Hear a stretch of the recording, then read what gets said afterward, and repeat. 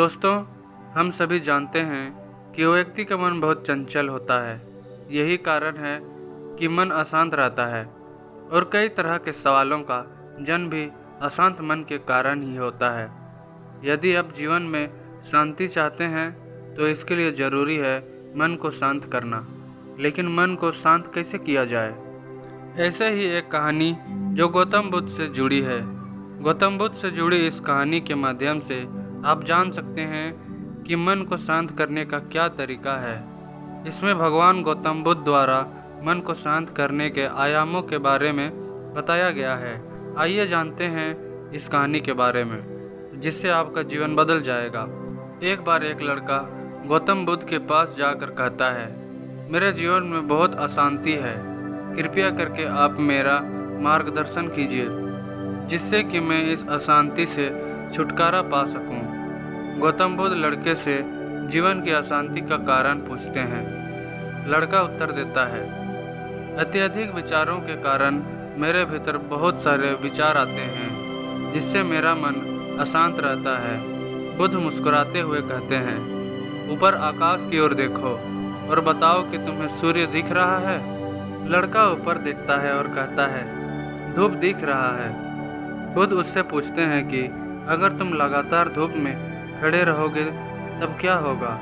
वह कहता है, मुझे अत्यधिक गर्मी लगेगी और शरीर में बेचैनी होगी। बुद्ध लड़के से कहते हैं कि अगर धूप में खड़े रहने से तुम्हें गर्मी लगती है तो इसमें दोष किसका है, सूर्य के ताप का या तुम्हारा? लड़का कुछ सोचने के बाद कहता है, इसका जवाब आप ही बताइए। बुद्ध कहते हैं, सूर्य का काम है ताप देना और ताप का काम है गर्मी लगना।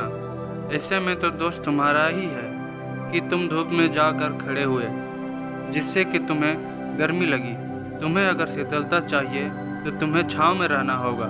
ठीक इसी तरह चंचल मन का भी स्वभाव होता है विचारों और भावनाओं को जागृत करना। विचार क्षण भर के लिए होते हैं, लेकिन विचार से पैदा हुई भावनाएं देर तक टिकी रहती है। लेकिन यह तुम्हें निर्णय लेना है, तुम्हें विचार और भावनाओं के साथ चलना है या अलग दिशा बनानी है। बुद्ध कहते हैं, मन को शांत करने के लिए तन के आयाम पर काम करना सबसे आसान तरीका है। शरीर के स्तर पर हमारी कर्मेंद्रियां और ज्ञानेंद्रियां हैं। कर्मेंद्रियां कर्म और ज्ञानेंद्रिय ज्ञान से जुड़ी होती है। इसे हम अपनी संवेदनशीलता को बढ़ा सकते हैं, यानी हम जो भी काम करें उसे आनंद के साथ करें। मन के आयाम से हटकर तन के आयाम पर जाने से ही तुम्हारा चित्त शांत होगा। ऐसा करने से तुम मन में आयाम से हटकर शरीर के आयाम पर आ जाओगे, ठीक उसी तरह जैसे तुम धूप से हटकर छांव में आ सकते थे। मन के आयाम से हटने पर तुम्हारी जागरूकता तन पर आ जाएगी।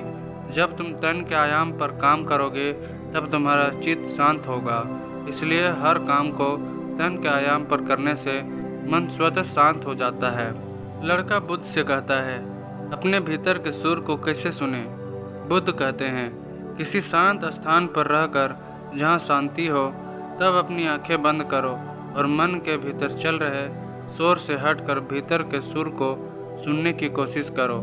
शोर निरंतर चलता रहता है, लेकिन बाहर के शोर के कारण तुम अपने मन के भीतर चल रहे सुर को नहीं सुन पाते हो। जब तुम अपने दोनों कानों को अपने हाथों से बंद कर दोगे तभी मन के सुर को सुन पाओगे। इस तरह तुम मन की अशांति से दूर हो जाओगे और तुम्हारा मन शांत हो जाएगा। तो दोस्तों, ये थी आज की कहानी आपको कैसी लगी हमें कमेंट करके कमेंट बॉक्स में ज़रूर बताएं। और कहानी अच्छी लगी है तो वीडियो को लाइक ज़रूर करें और नए कहानी सुनने के लिए हमारे चैनल को सब्सक्राइब कर लें और नोटिफिकेशन ऑन कर लें ताकि नए कहानियों का अपडेट्स आपको मिलती रहे। धन्यवाद। जय हिंद, जय भारत।